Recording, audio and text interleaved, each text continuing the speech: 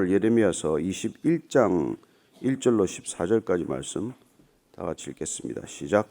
여호와께로부터 예레미야에게 말씀이 임하니라.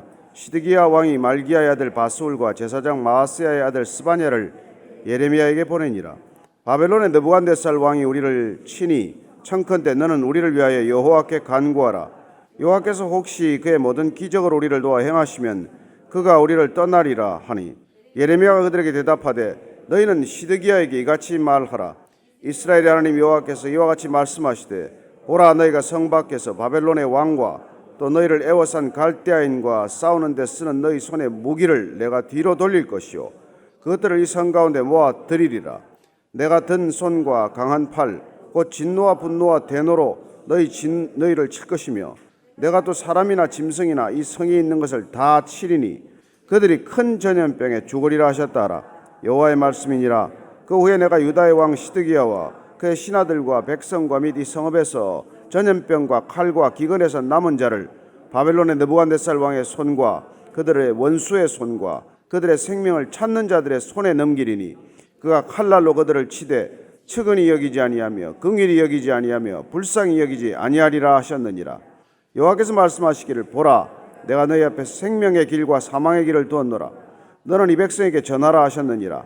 이 성읍에 사는 자는 칼과 기근과 전염병에 죽으려니와 너희를 애워싼 갈대아인에게 나가서 항복하는 자는 살 것이나 그의 목숨은 전리품같이 되리라. 여호와의 말씀이니라. 내가 나의 얼굴을 이 성읍으로 향함은 복을 내리기 위함이 아니요 화를 내리기 위함이라. 이 성읍이 바벨론 왕의 손에 넘김이 될 것이요 그는 그것을 불사르리라. 유다 왕의 집에 대한 여호와의 말을 들으라. 여호와께서 이와 같이 말씀하시니라. 다윗의 집이여, 너는 아침마다 정의롭게 판결하여 탈취당한 자를 압박자의 손에서 건지라.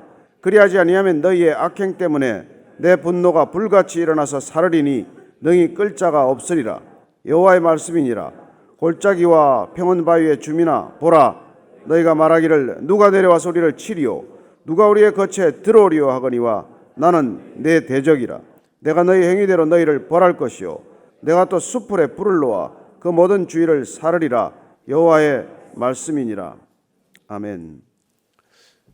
때를 따라서 우리는 우리를 부끄럽게 한 사람들, 우리를 수치스럽게 한 사람들이 수치를 겪는 것을 보게 됩니다. 내가 원수를 갚지 않았는데, 내가 그들을 직접 복수하지 않았는데도 불구하고 하나님께서 정말 기도한 끝에 어느 날 가보면 그들이 수치를 겪는 것을 보게 됩니다.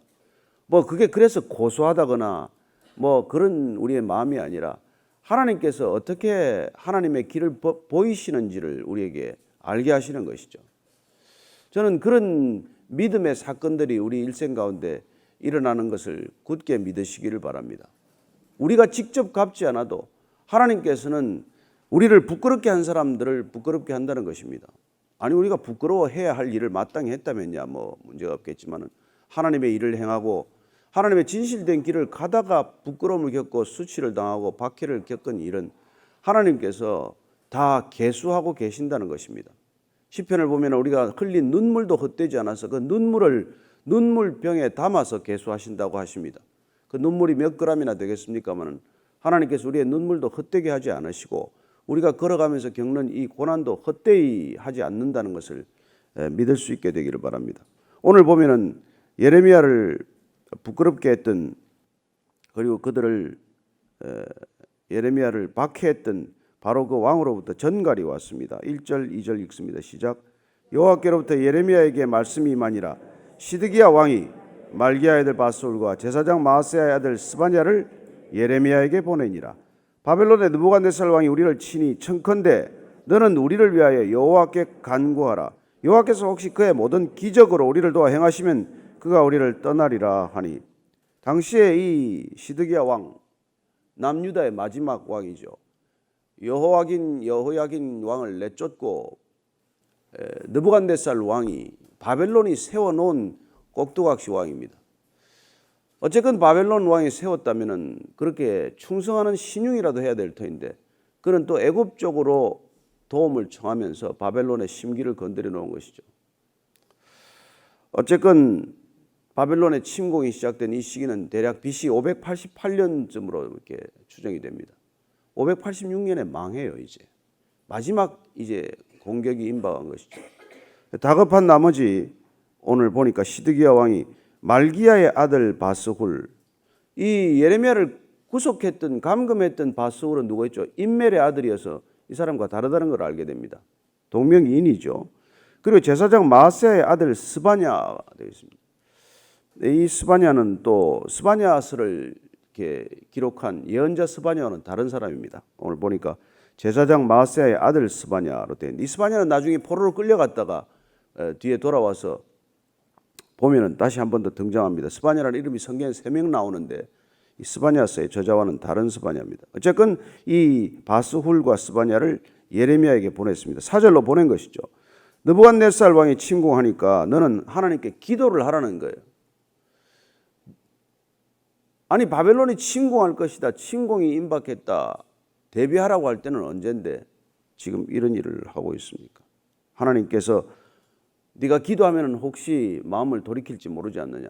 어쩌면 그는 120년 전 사건을 기억하겠죠. BC 701년경에 아수르가 침공했을 때 히스기야 왕은 이사야에게 정말 간절히 기도해달라고 부탁을 합니다. 물론 그때 기도해서 어떤 일이 일어났습니까?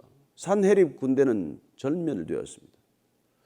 그런 역사적 사실을 기억한 어쩌면 연고로 지금 이 국가적 위기 사태에서 기도하는 사람에게 기도해달라고 부탁하는 것이죠.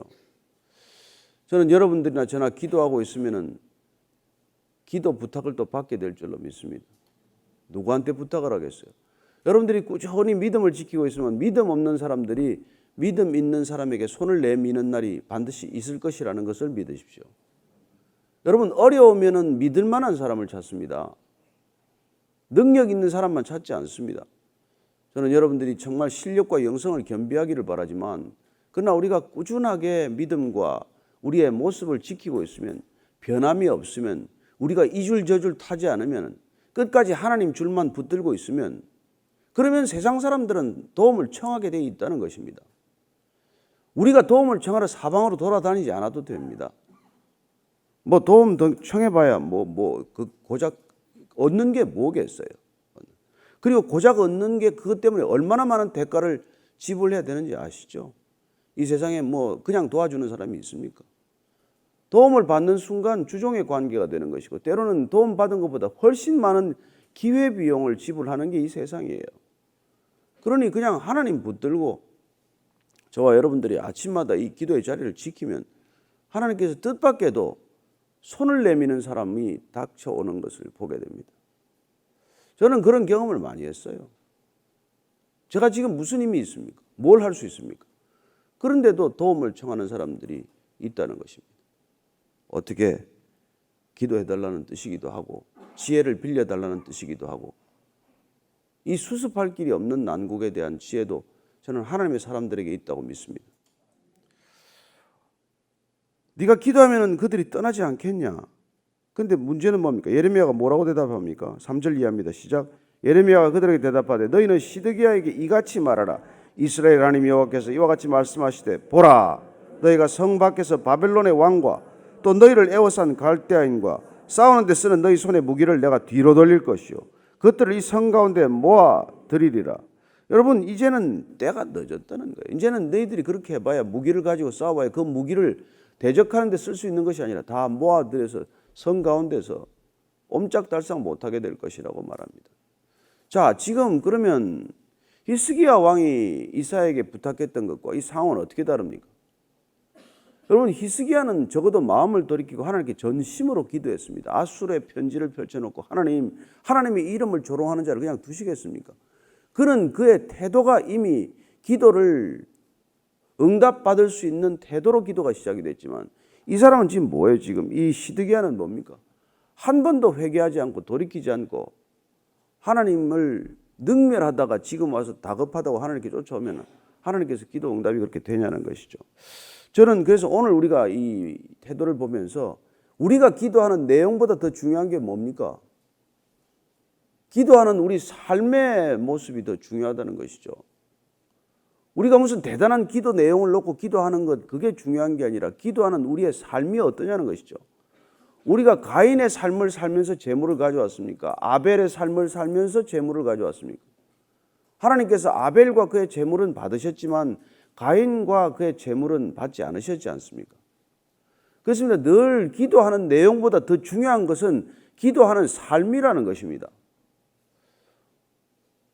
오늘날 무슨 기도가 부족하겠습니까? 얼마나 많은 그리스도인들이 기도하겠어요? 아니, 교회 다니는 사람 치고 기도 안 하는 사람이 어디 있습니까? 근데 무슨 600만, 800만이 기도해도 왜 안 달라집니까? 적지 않은 사람이 기도하는데 결국 저를 비롯한 우리 모두의 삶이 문제가 되는 것이죠. 기도하는 내용이 문제가 아니라 기도하는 삶이 지금 문제 아닙니까? 돌아서면 뭐 거짓말하고 돌아서면 신실하지 못한 삶을 살면서 우리 예수님께서 그래서 오셔서 내 말이 너희 안에 거하면 그리하면 무엇이든지 구하라 다 이루리라. 무엇이든지 구하는데 그 앞에 전치된 문장이 뭔지 알겠죠? 내 말이 너희 안에 거하면 내 뜻이 너희 안에 있으면 내 계획이 너희 안에 깨달아지면 내 나라가 너희 안에 있으면 그러면 구하라 그리하면 다 이루리라. 하나님의 뜻과 상관없고 하나님의 계획과 아무 상관이 없고 내 고집만을 붙들고 기도하는 사람과는 얼마나 다르냐 이거입니다. 저는 정말 제가 이때까지 제 이익을 위해서 구한 기도는 응답된 게 별로 없지만 하나님의 나라와 하나님의 뜻에 맞는 기도는 아직까지 다 응답 안 된 게 있겠죠. 그러나 거의 다 응답된 것 같아요. 제가 그 간증을 하면 여러분들 정말 오늘 집에 못 갑니다. 하여튼 간에 저는 여러분들이 하나님의 뜻을 따라 구하게 되기를 축복합니다. 그래야 나도 바뀌고 내 인생도 바뀌고 내 이웃도 바뀌는 거예요. 내 욕심을 따라 구하면 나도 안 바뀌고 이웃은 더 강팍해집니다. 우리가 정말 하나님의 뜻을 따라 구하면 우리 주위에는 정말 상상할 수 없는 일이 일어날 것입니다. 원수를 사랑하라고 그랬으니까 원수를 놓고 기도해 보십시오. 그 원수의 태도가 어떻게 바뀌는지 정말 그를 긍휼히 여기고 한번 기도를 해 보십시오. 그 사람의 태도가 갑자기 어떻게 바뀌는지 그거를 경험해야 우리가 계속 기도의 자리에 앉아 있을 수가 있고 그리고 우리의 신앙이 날마다 이렇게 자라는 것을 경험하는 것이죠. 아이들하고도 같이 기도해 보십시오. 아이들이 여러분 학교 가서 뭐 어려운 일을 많이 겪습니다. 부모한테 얘기 안 하잖아요. 근데 부모한테 그 어려움을 놓고 부모가 아이하고 손잡고 같이 기도하면서 나를 괴롭힌 친구, 나가 힘든 선생님들 그런 일들이 기도를 했더니 어떻게 기도가 응답되었다 이런 걸 해야 되죠. 무슨 뭐 곰 인형을 사달라는데 기도가 응답되었다 이거 말고 우리의 기도가 관계에 집중이 되어야 돼요. 물질적인 것에 집중되면 안 됩니다. 하나님 나라를 먼저 구하라. 그러면 모든 것을 이루리라는 것은 관계를 풀어라. 그러면 모든 것이 이루어지리라는 뜻이에요. 관계가 먼저 풀어져야 되는 것 아니겠습니까? 아니 부부관계가 풀어져야 무슨 선물도 의미가 있지. 부부관계가 무슨 뭐 풀어지지 않았으면 선물 그것도 줘봐야 얼굴에 던져버리는 거 아니겠어요? 이런 거나 사오지 말라고. 당신 나를 모르냐고. 그런 소리 듣지 않습니까? 안 들어보셨습니까?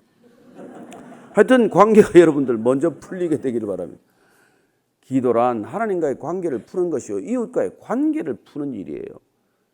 그 다음 구할 것들은 나중에 구하세요. 구하면 급하지 않습니다. 이 세상에 있어도 사는 것 없어도 사는 게 99%예요. 인간이 이렇게 쓰레기 세상을 만들어 놓은 건 필요한 건 꼭 필요해서가 아니라 있어도 그만 없어도 그만인 걸 이렇게 만들어 놓아서 세상을 이 지경으로 만든 것 아닙니까? 꼭 필요한 건 뭐예요? 사람과의 화평한 관계죠. 화평한 관계. 그래서 오늘 보니까 이 지금 지금 예레미야 보고 기도해달라. 기도 부탁.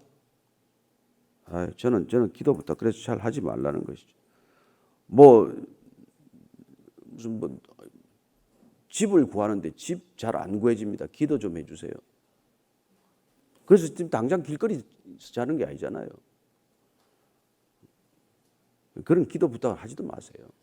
하나님이 어디 길에서 재우겠습니까? 또 이 방에서 자나 저 방에서 자나 무슨 큰 차이가 있어요. 그러니까 그런 기도가 아니라 지금 죽고 사는 문제를 놓고 기도해야죠. 저 사람 지금 죽게 생겼습니다. 여러분 대학가가 지금 죽게 생겼잖아요. 온 나라가 죽게 생기지 않았습니까? 그러니 우리가 지금은 정말 나라를 위해서 전심으로 기도해야 되고, 그리고 우리의 이웃들과의 관계를 위해서 기도해야 되는 거예요. 적대적인 관계로 들어가고 있지 않습니까? 그들이 동성애자가 되었건 그들이 뭐가 되었건 그들과도 우리가 관계를 우리가 놓치면 안 되는 것이죠. 하나님께서 지금 얼마나 화가 났는지 이렇게 말합니다. 내 같은 손과 강한 팔. 하나님은 늘 강한 팔로 하나님의 백성을 보호하셨는데 이제는 진노와 분노와 대노로 너희를 칠 것이다. 노자 들어가는 거 다 나왔어요. 진노, 분노, 대노. 정말 머리 끝까지 화가 나면 이런 표현을 쓰시는 것이죠. 내가 또 사람이나 짐승이나 이 성에 있는 것들을 다 치리니 그들이 큰 전염병에 죽으리라 하셨다. 여러분, 전쟁이 시작되기도 전에 전염병에 먼저 죽는다는 것입니다. 7절 이하를 읽습니다. 7절 시작. 여호와의 말씀이니라. 그 후에 내가 유다의 왕 시드기야와 그의 신하들과 백성과 및 이 성읍에서 전염병과 칼과 기근에서 남은 자를 바벨론의 느부갓네살 왕의 손과 그들의 원수의 손과 그들의 생명을 찾는 자들의 손에 넘기리니 그가 칼날로 그들을 치되 측은히 여기지 아니하며 긍휼히 여기지 아니하며 불쌍히 여기지 아니하리라 하셨느니라. 지금 보면 뭐 이렇게 운율을 맞추느라고 진노, 분노, 대노 나오더니 말이죠. 또 뭐 이 성읍에서 전염병과 칼과 기근, 그리고 또 남은 자를 바벨론의 느부갓네살 왕의 손과 원수의 손과 생명을 찾는 자들의 손, 계속 세씩 하는 것은 강조를 하기 위한 이게 어법이요. 그리고 얼마나 이게 반복되는 표현을 통해서 그 일이 확정되고 확정됐는지를 말씀해 주고 계신 것이죠. 내가 그들을 치되 측은히 여기지 않고 긍휼히 여기지 않고 불쌍히 여기지 않겠다. 이렇게 말씀하시는 것을 보게 됩니다. 이 말씀이 하나님께서는 이렇게까지 말씀하게 된 이유가 뭡니까? 8절 말씀 보십시오. 시작. 여호와께서 말씀하시기를 보라 내가 너희 앞에 생명의 길과 사망의 길을 두었노라. 너는 이 백성에게 전하라 하셨느니라. 자, 보십시오. 하나님께서 생명의 길과 사망의 길, 이게 여러분 우리가 성경을 우리에게 주신 이유 아니에요. 생명의 길과 사망의 길을 내 앞에 두었는데 네가 가지고 있는 자유의지, 내가 허락한 자유의지로 너는 생명의 길을 걸어라, 생명을 택하라, 이 얘기 아닙니까? 생명을 택하라는 거예요. 생명. 사는 길을 가라는 것입니다. 좁은 길이고 협착한 길이고 어려운 길일지라도 사는 길을 가라는 겁니다. 넓고 편해 보이는 길이 죽음의 길이요, 그건 끝에 파멸의 길이기 때문에 그 길 가지 말고 사는 길 가라는 것입니다. 여러분이 많이 가지면 많이 가진데 짓눌려 죽어요. 그렇지 않습니까? 많이 가진 것 다 드러내야 우리가 살지. 많이 가지면 가질수록 무거워져서 어깨 무거워지고 머리 무거워지고 여러분 무거워 죽는 거예요. 미국의 부자들이 드러내느라고 죽을 힘을 다하지 않습니까?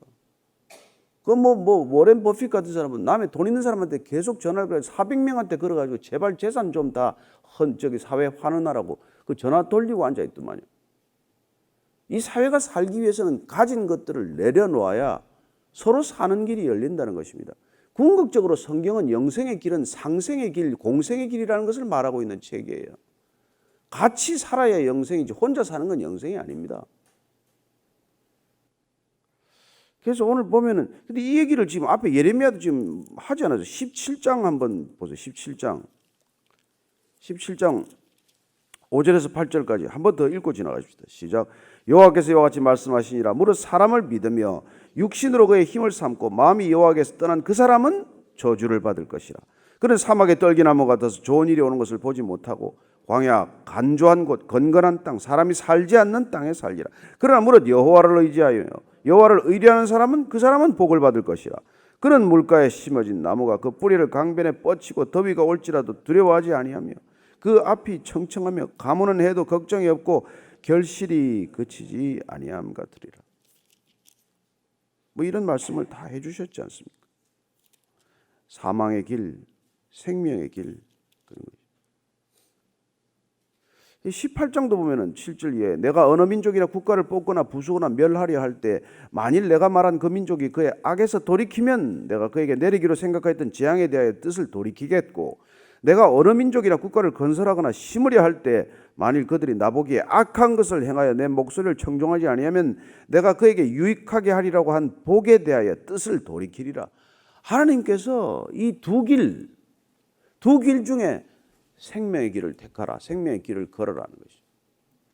우리는 근데 이런 길에 관심이 없이 계속 그냥 잘 먹고 잘 사는 길에 그렇게 관심이 많아요. 이러나 저러나 새끼 먹으면 되는데 좀 더 잘 먹겠다가 그냥 바늘에 걸리고 좀 더 잘 살겠다 그러다가 낚시에 걸리고 그런 것 아닙니까?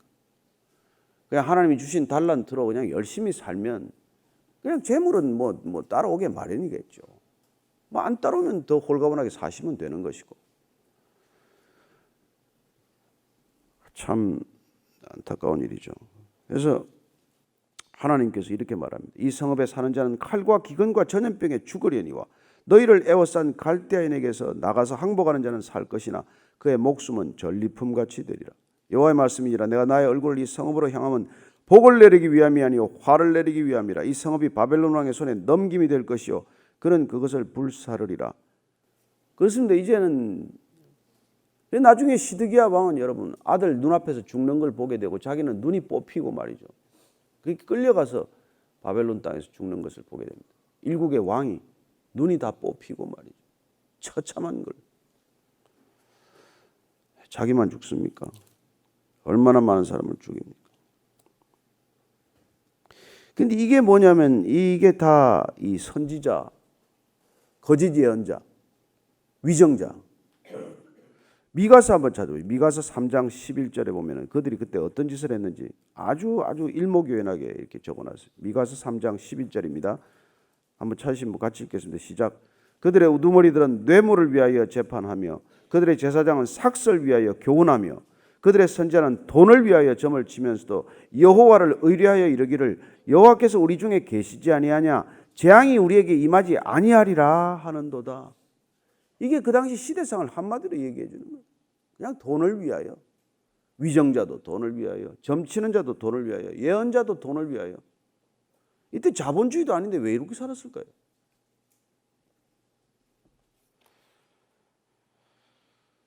그 유다 왕의 집에 내린 벌은 이와 같습니다. 11절에서 14절 읽고 마칠게요. 시작. 유다 왕의 집에 대한 여호와의 말을 들으라. 여호와께서 이와 같이 말씀하시니라. 다윗의 집이여 너는 아침마다 정의롭게 판결하여 팔취당한 자를 압박자의 손에서 건지라. 그리하지 아니하면 너희의 악행 때문에 내 분노가 불같이 일어나서 사르리니 능히 끌 자가 없으리라. 여호와의 말씀이니라.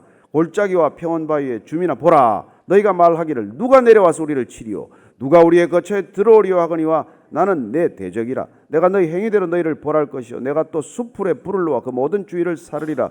여호와의 말씀이니라. 하나님이 내가 너 대적이라고 하는 표현은 여기가 유일합니다. 이 정도로 이 바벨론에게 멸망하기 직전에 하나님께서는 최고의 이게 격앙된 표정으로 진노, 분노, 대노하고 있다는 말씀을 하시고 나는 내 하나님이 아니라 너의 대적이다라는 것. 하나님이 너의 적이 대적이라는 건 여기 유일하게 나오는 표현입니다. 이런 안타까운 일을 우리가 보게 되는 것이죠.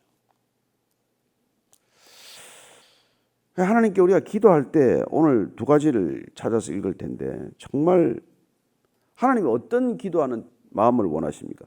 시편 34편 18절 한번 찾아서 읽어보십시오. 시편 34편 18절. 자, 찾으셨으면 같이 읽습니다. 시작.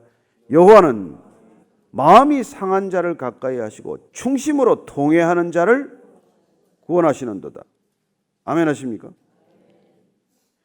시편 51편 17절 한 번 더.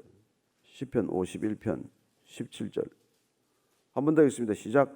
하나님께서 구하시는 제사는 상한 심령이라. 하나님이여 상하고 통회하는 마음을 주께서 멸시하지 아니하시리이다. 오늘 우리가 기도의 자리에 나갈 때 상하고 통회하는 마음으로 나가게 되기를 바랍니다. 우리가 기도하는 내용이 중요하지 않다고 말씀드렸습니다. 다급하다고 해서 내 기도하는 내용이 중요하다고 생각하기 쉽지만 아니요. 기도하는 우리의 삶이 항상 더 중요하다는 것 기억하십시오. 오늘 하루 어떻게 사시겠습니까? 다급한 것을 쫓아가시겠습니까? 아니면 중요한 것을 쫓아가시겠습니까? 하나님을 먼저 생각하시겠습니까? 아니면 내 형편과 내 상황을 먼저 생각하시겠습니까? 하나님의 나라를 먼저 구하시게 되기를 축복합니다. 말씀이 내 안에 머무르게 되기를 축복합니다. 그리하면 무엇이든지 이루리라 한 약속을 믿으시기를 바랍니다. 오늘 기도할 때 하나님 내 중심이 늘 통회하고 자복하는 심령을 놓치지 않게 해 주옵소서. 하나님 진실된 내 마음을 주께서 받으시는 줄로 믿습니다. 하나님, 우리를 정결케 하여 주옵소서. 늘 우리의 빗나간 자리는 회개의 자리를 떠난 것입니다. 늘 우리의 잘못된 자리는 하나님 죄악에서 돌이키지 않는 것입니다. 누가 어느 아버지가 더러운 그릇에 밥을 담아주겠습니까? 어떤 어머니가 그냥 쓰레기 그릇에다가 국을 떠주시겠습니까? 하나님, 정결케 하여 주옵소서. 우리를 먼저 정결케 하여 주옵소서. 같이 한 목소리로 기도하겠습니다. 하나님 아버지, 기도가 응답되지 않는다고 속을 끓이고 조바심을 낼 것이 아니라 내 안에 더러운 것이 무엇이 있나? 내가 아직 돌이키지 않은 것이 무엇이 있나? 하나님, 나는 아직 무엇이 더러운 것입니까? 성령님, 우리를 빛으로 조명하사 하나님, 더러운 것 먼지만한 것이라도 하나님 내 눈에 띌 때 돌이키게 하여 주옵소서. 하나님, 정결한 마음 주시옵소서. 새 영을 부어 주시옵소서. 새 영으로 새롭게 하여 주시옵소서. 샘물처럼 나를 깨끗게 하옵소서. 하나님 아버지, 주님의 뜻에 합당한 주의 자녀가 되기를 원합니다. 주님께서 나를 친구다 삼으실 수 있는 그런 정결함이 있게 하여 주옵소서. 나 여호와는 거룩하니 너희도 거룩하라고 하셨사오니 하나님, 너희는 행복하라 말씀하지 않고 거룩하라고 하신 말씀 다시 한번 기억하게 하사 오늘도 거룩의 능력으로 하루를 거룩하게 살아가는 주의 백성들 되게 하여 주옵소서.